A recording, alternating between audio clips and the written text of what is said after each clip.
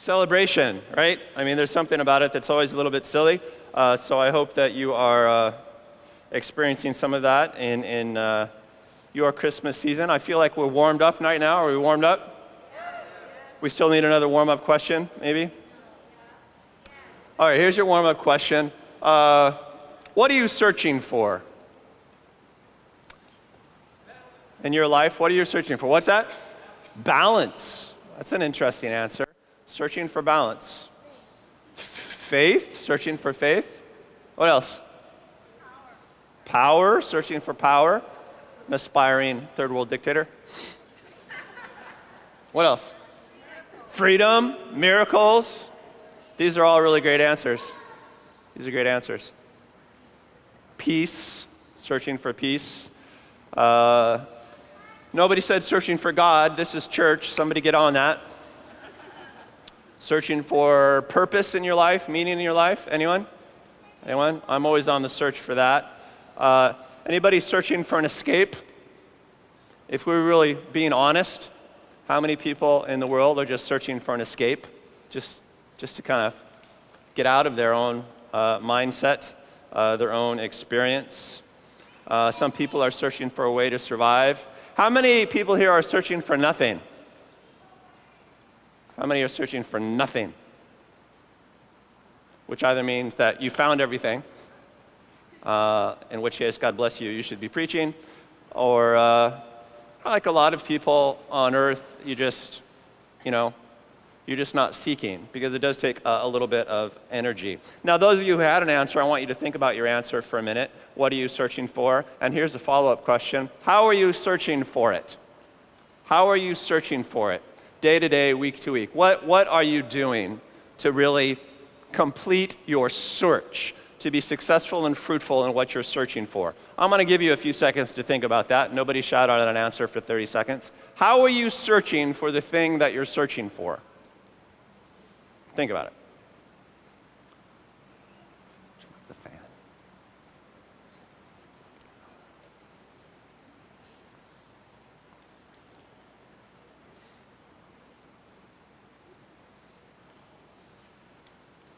How many of you have good answers to that question? Do you know how you're searching for it?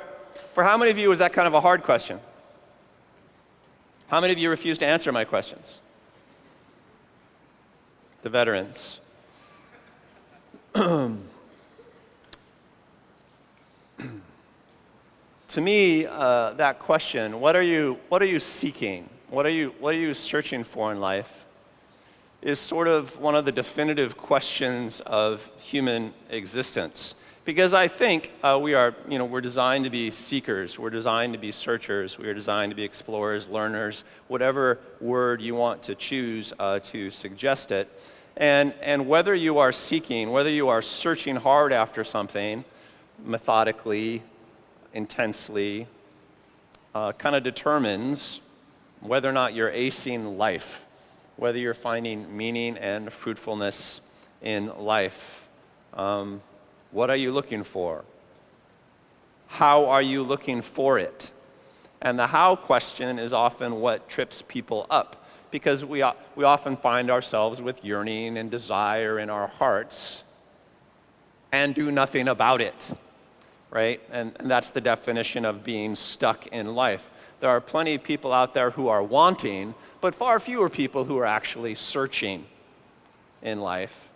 And if you're not actively searching for something, if you're not on it, if you haven't thought it through, if you haven't shaped your life to be a searcher of the significant thing that you want, then you often find yourself just sort of grabbing onto handles as they float by in life. Oh, this looks kind of interesting. Oh, this feels kind of fun. Oh, that's vaguely satisfying. And then your life gets a little chaotic, maybe a little up and down. Maybe it looks like a group of people trying to keep 5 beach balls in the air simultaneously. It has that feel to it. It's a little fun, can be a little exciting, but it doesn't really get you anywhere. In the end, it's a game and not a journey. So I think one of the great Christmas questions is, are you seeking? Are you searching? Like really searching in life. Are you on a journey somewhere? Do you feel like you're on a journey somewhere? Or do you feel like you're just walking through life and kind of seeing what you encounter along the way? Which type of person are you? At Christmas time, one of the great blessings of the Christmas season is that people all over the world will be welcoming to the Spirit of God. They will be welcoming to Jesus. You know, if not the person of Jesus, at least the idea of Jesus. People will be receptive. But that's a lot different than being a searcher. I mean, there's a difference between merely welcoming and seeking in life. I learned the value of seeking. I learned the value of searching from God himself, I think.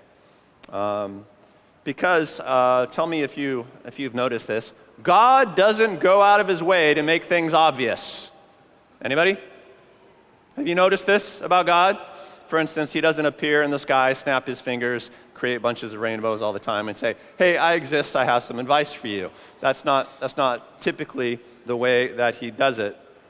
And he doesn't always make the victories in my life obvious and easy. Anybody notice that? Those of you who have been following after God for years and years, is your path always obvious? Shout yes if it is.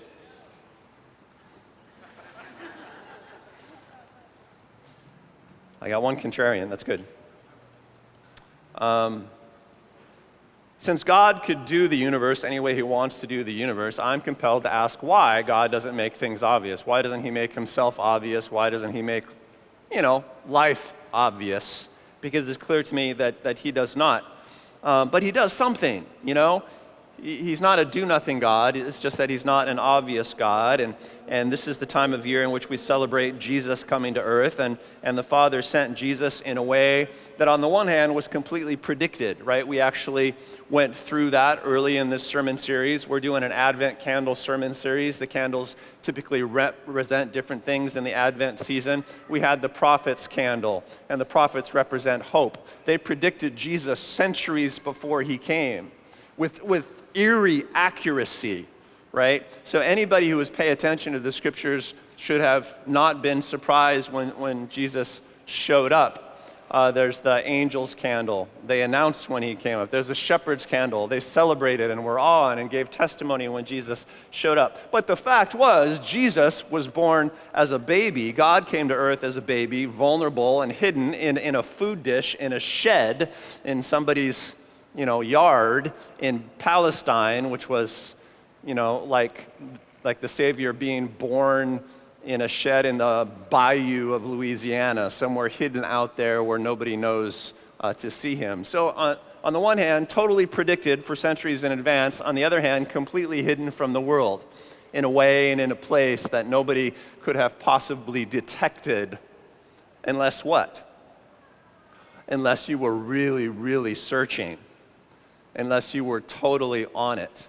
And there's something about that I think typifies the nature of God and the nature of life. Jesus was called a stumbling block to the Jews and foolishness to the Greeks. There's something about the Jesus story.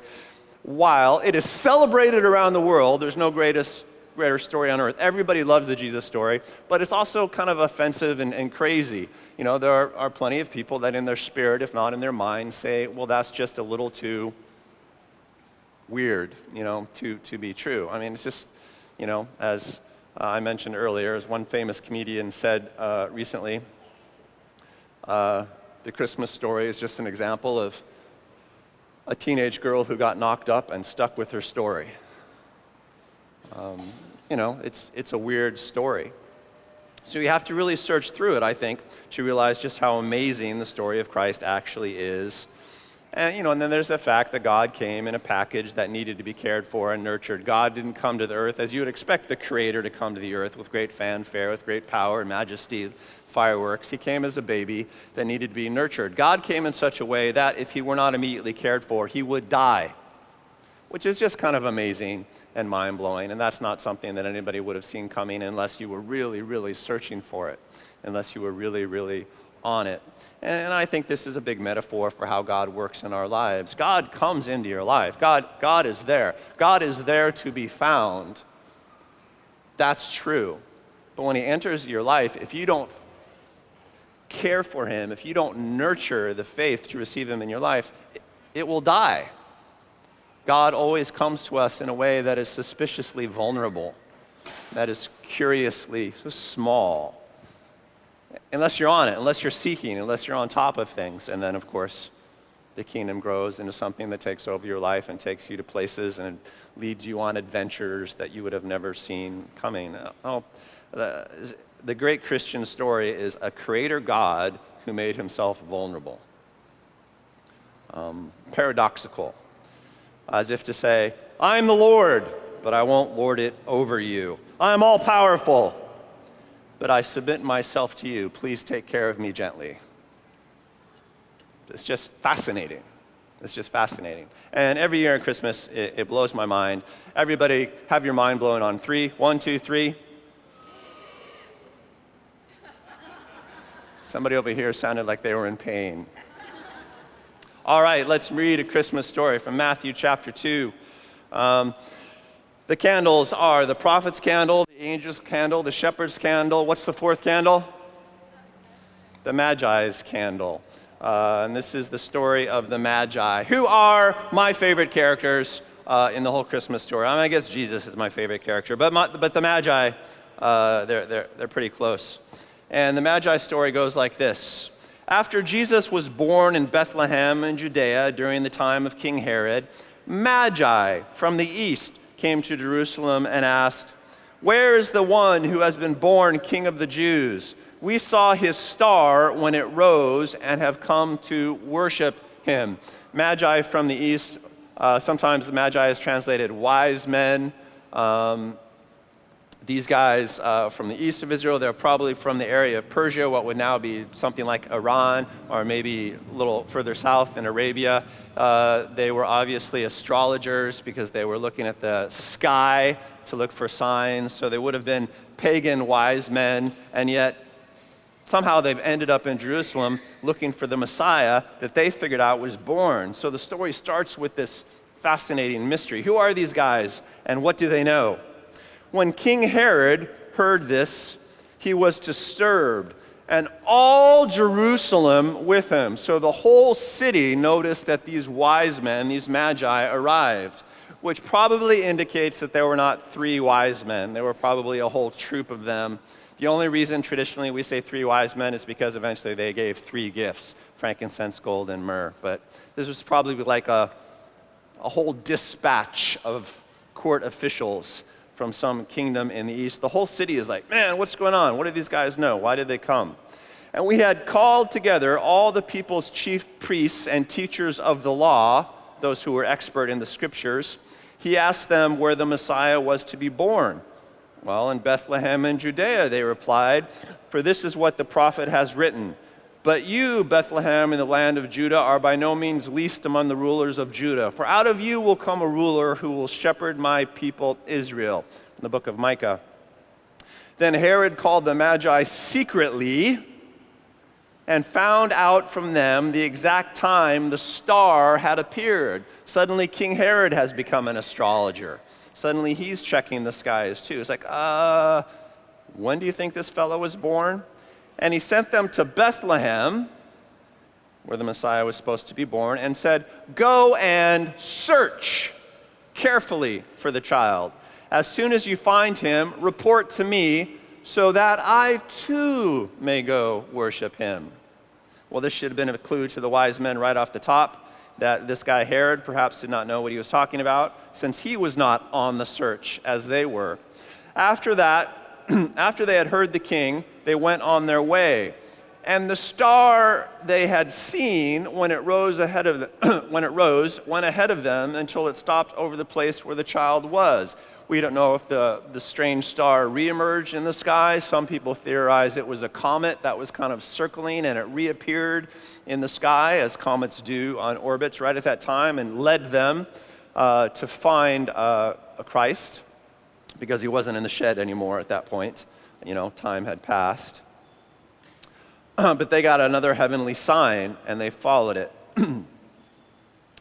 And it stopped over the place where the child was. When they saw the star, they were overjoyed. On coming to the house, again, not the manger anymore, but the house where the family was staying, they saw the child with his mother Mary, and they bowed down and worshiped him. They opened their treasures and presented him with gifts of gold, frankincense, and myrrh. And having been warned in a dream not to go back to Herod, more heavenly guidance, God gave them a dream. They returned to their country by another route, foiling Herod's plan. Ultimately, what Herod tries to do is kill the Messiah. He ends up killing a lot of little children in that area of the world. When they had gone, an angel of the Lord appeared to Joseph in a dream. "Get up," he said, "take the child and his mother and escape to Egypt," a trip that saved Jesus' life. "Stay there until I tell you, for Herod is going to search for this child to kill him. Herod himself is on a sort of search." I find the Magi fascinating because they just sort of show up in the story, and we know very little about them except they came from the east, and in some way they had been tracking. In some fashion, they knew that a special baby, a future ruler, a great ruler, a global leader, was to be born in Israel, in the area of Palestine, at about this time. And how did they figure that out? This is something in the story that makes me go, And every time you read a Bible passage, you should ask yourself, what makes you go? Yeah, figure out what bugs you. And this really bugs me. And many of you veterans have heard me preach on this before. Israel, in centuries previous, had been sent into exile, kicked out of their land. They had only fairly recently come back and resettled Jerusalem and Israel in the area. During the time of their exile, they had spent some time in the area of Persia, where it started as Babylon and became the Persian Empire eventually. One very famous prophet named Daniel served in the courts of Persia and the courts of Babylon during that time. And Daniel was famous among the old Jewish prophets for making predictions about the coming of Messiah, about the birth of Christ.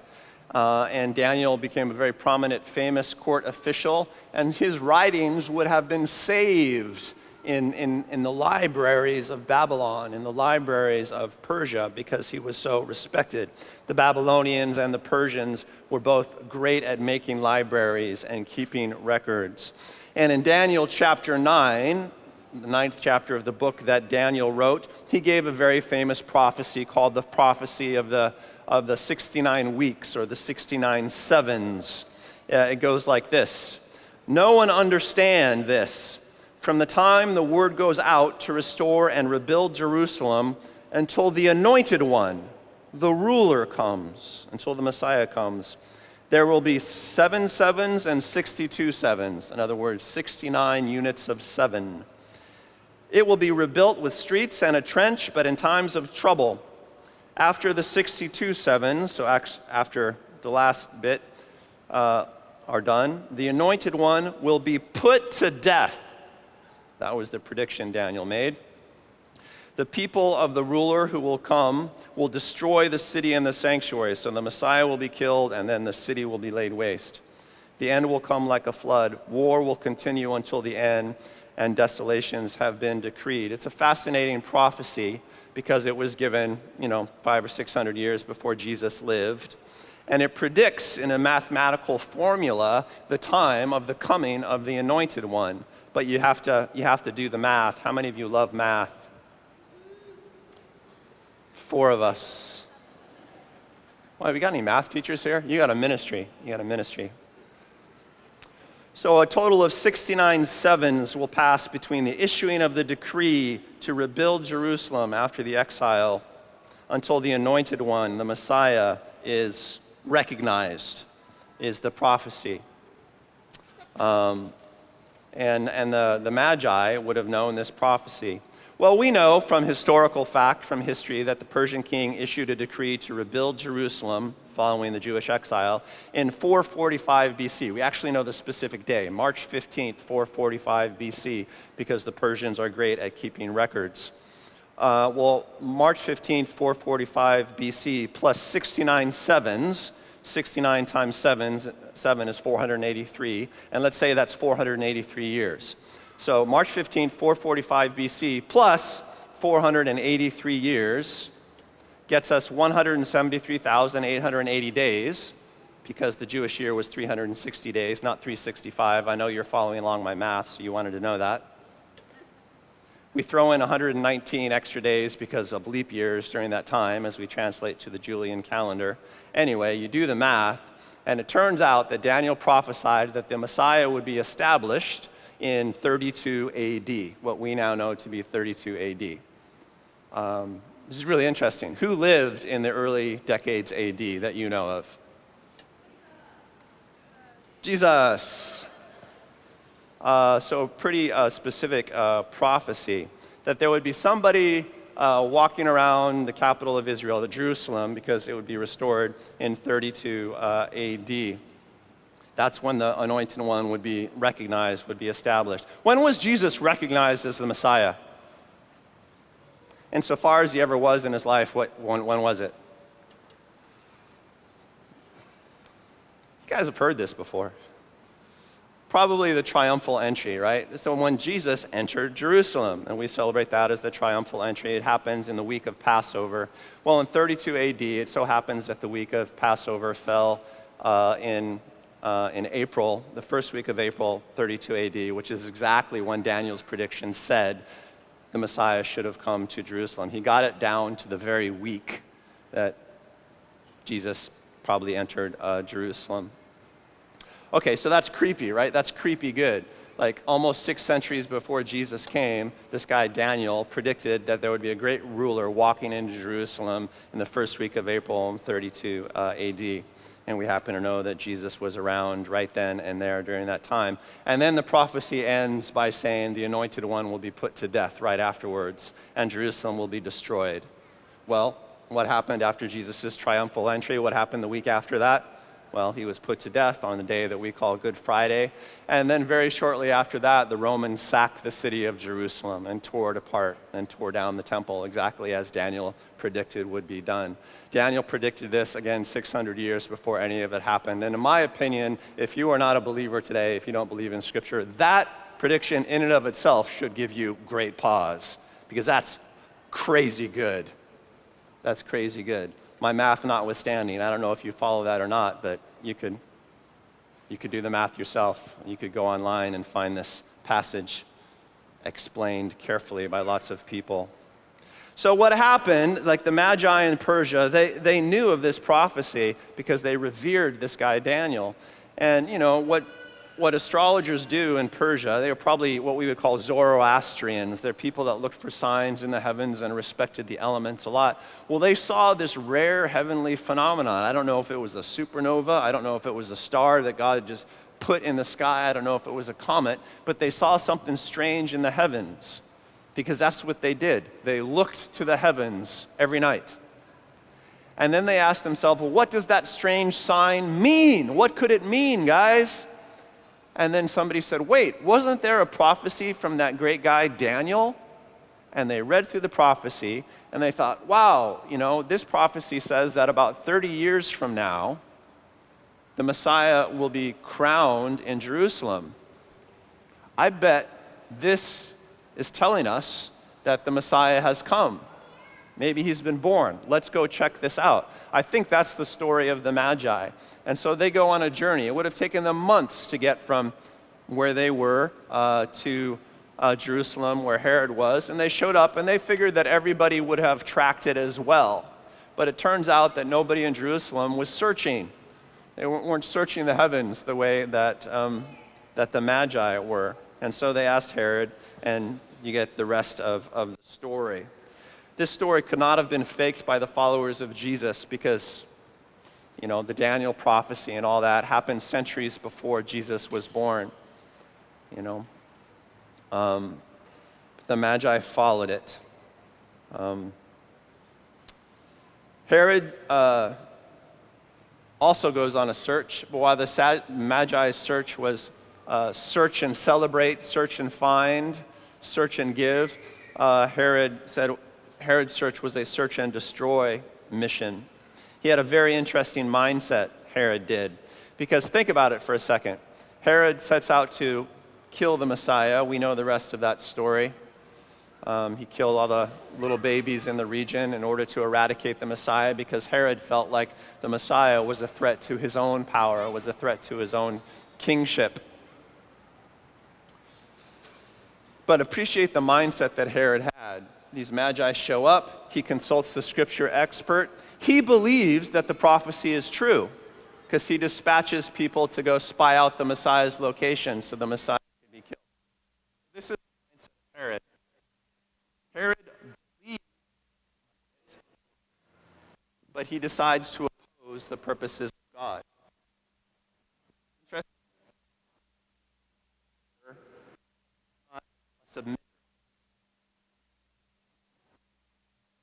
You get that a lot in the world. The problem with the human race is not that we fail to believe in God.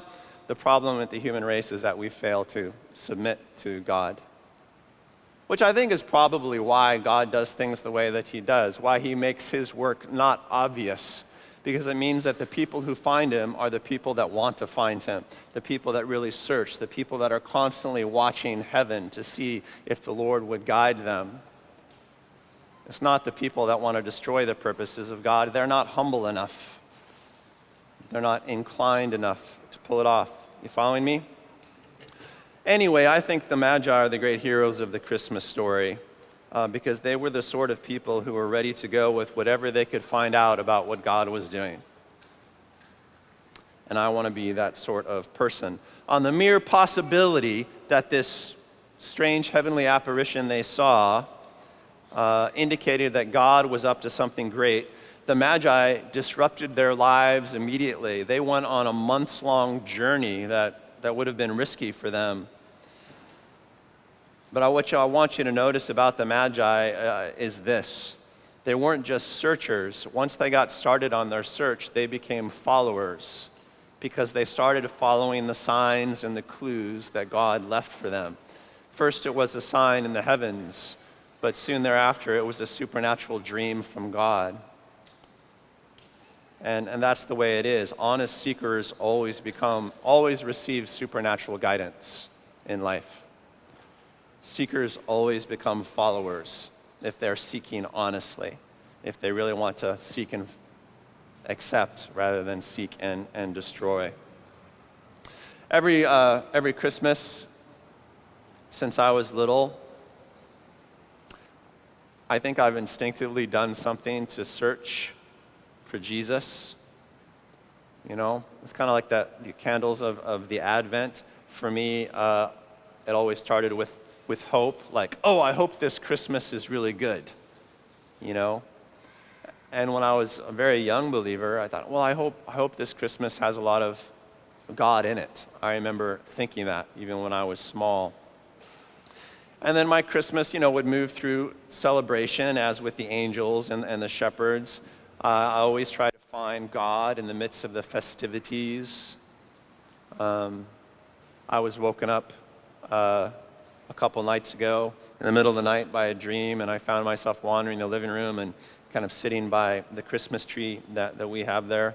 And I remember doing that when I was a kid, sitting by the Christmas tree in the middle of the night when no one else was awake. And just wondering, how God might show up, if he was in it, what was going on. That was kind of a childlike awe, I think, that I was practicing. And at some point or another, that sort of activity always reduced to me trying to get guidance from God during Christmas. My Christmas prayers were always, Lord, how can I be a blessing to others during this time? How might I gather my family well and insert you into the midst of their celebrations? So a lot of people in my family are not believers. And I still do that today. There's always this bit where I have to nurture and protect God in my heart, God in my home at Christmas, because he is a vulnerable little baby.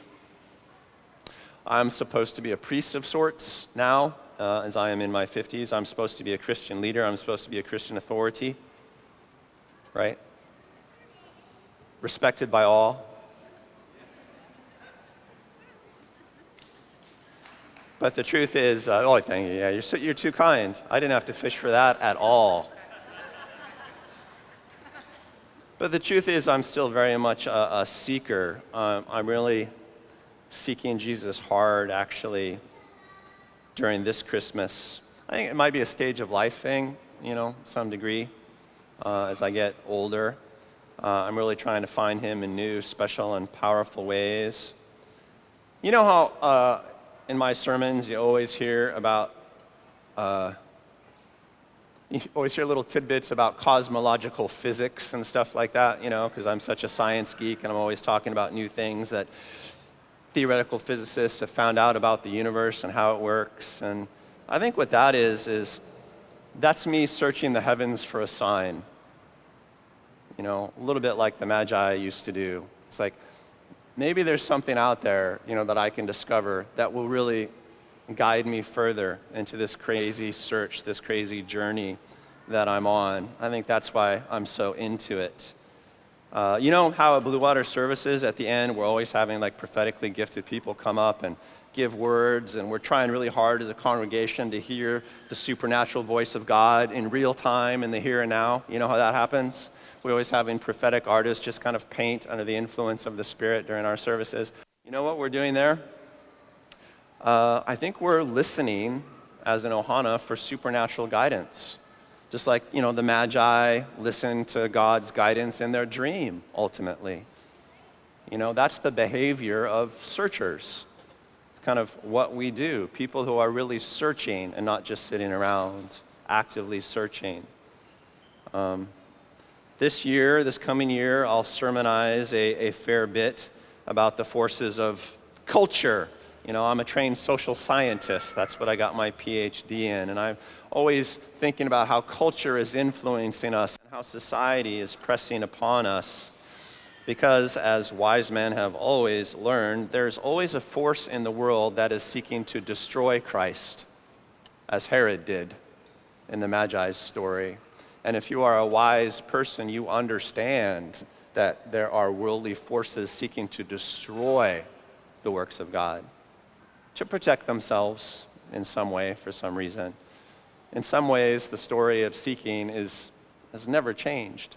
It's the same today as it was for the Magi back then. It's another reason I think the Magi are the heroes of the Christmas story. They typify for me my own experience. They teach me things of which I need to be mindful. There's a force out there seeking to rob you of your faith. But there are signs in the heavens. And there's always supernatural guidance from God in real time if you incline your heart to be a seeker of the Christ. If you don't, you might miss it, like pretty much everybody in the world missed the birth of Christ.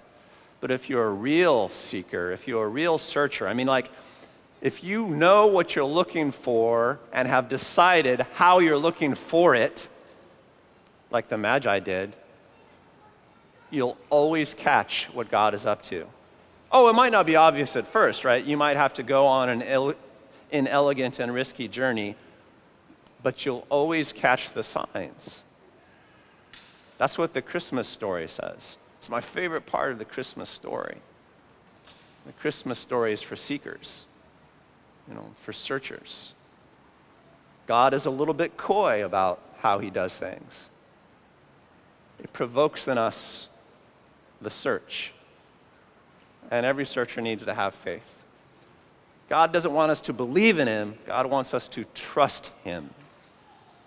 And you have to trust God to risk the search. You have to trust God to press in. So I would ask you this Christmas, on our Christmas Sunday celebration, how are you seeking Jesus this week?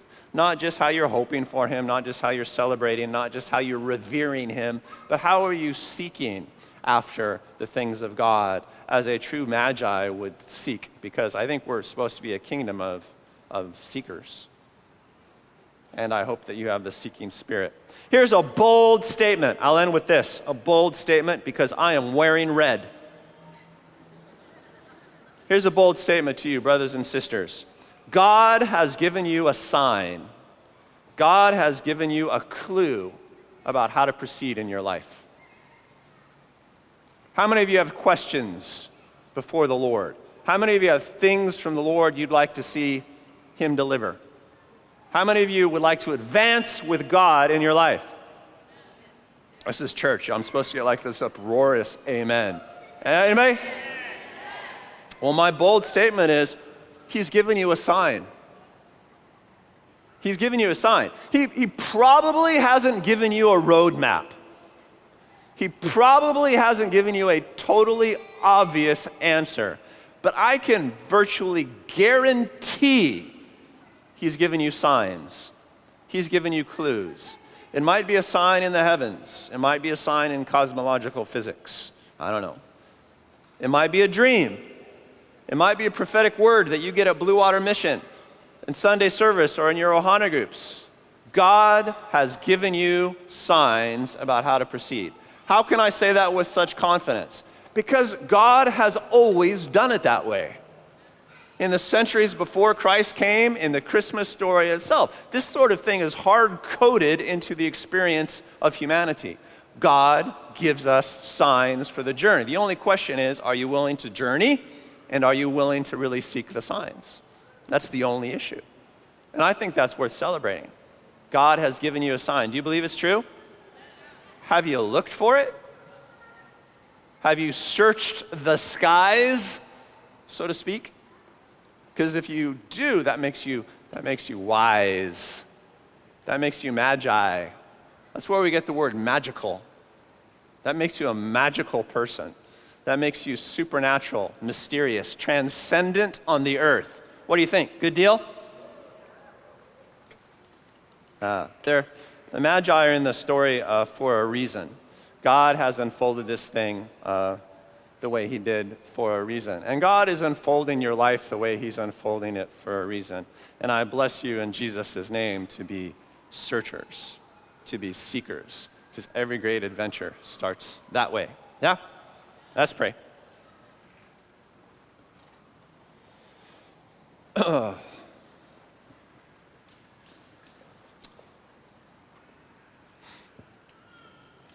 Lord, I think life is just filled with heavenly signs. I think life is just filled with dreams from God. I think life is filled with messages from the prophets. And I stand on that in Jesus' name. And it is how I will live my life. Journeying from one sign to another. Caring for the vulnerable things of God as I find them. And being a testimony to the earth. I charge you, brothers and sisters, to live the exact same way. It's the heritage of the Christmas story, and for all of those who have hoped in Christ. I bless your hearts this Christmas season to be seekers and finders in Jesus' name.